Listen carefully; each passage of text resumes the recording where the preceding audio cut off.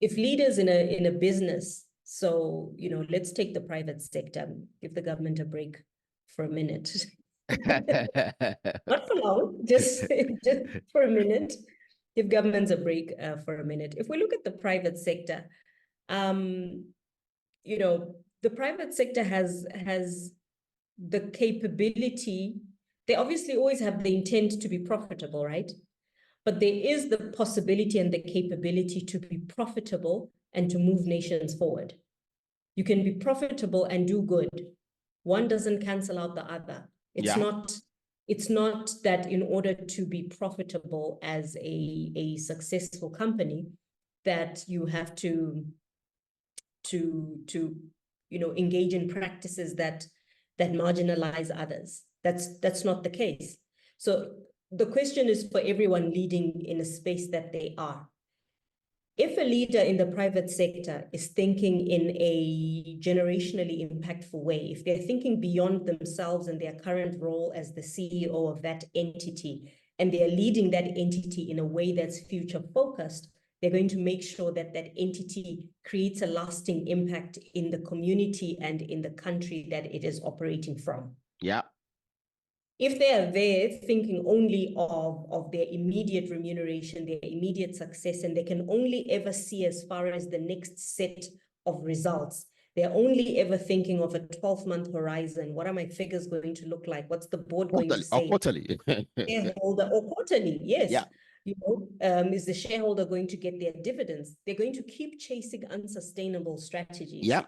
If they're able to take people on a long-term view, understanding in terms of what is the long game, what's the longer picture, they're likely to end up doing more good than bad.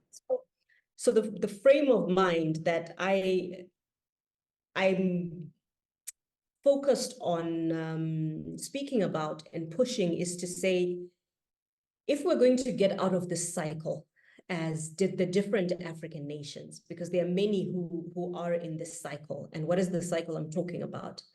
Debt, poverty, NGO, in disproportionate investment. And when I say disproportionate investment, I mean what the country or the industry gain is disproportionate to what is taken out.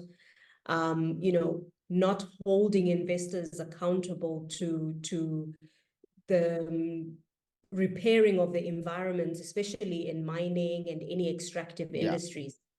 So if we don't think about our decisions in policy, in government, if we don't think from a long-term, generationally impactful perspective, we're going to see a sliding back of progress across the continent, obviously to different degrees.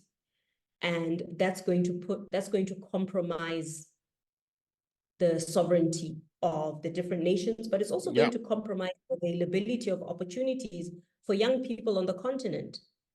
Fact, Africa has and will have the youngest population for some time across the world. Fact, there is very low engagement of young people. I don't like to use the term employment only. I use the term engagement to include employment, because you can be gainfully engaged, but not necessarily be an employee. You could be an entrepreneur. You could be a social actor. So, you know, it's a fact that there isn't enough economic engagement of young people to keep them on the continent.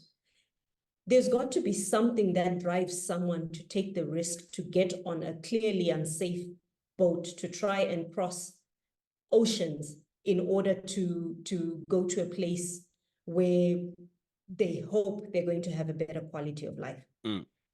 So when I talk generationally impactful decisions, leaders in public-private spaces need to be thinking about that as the scope of the future.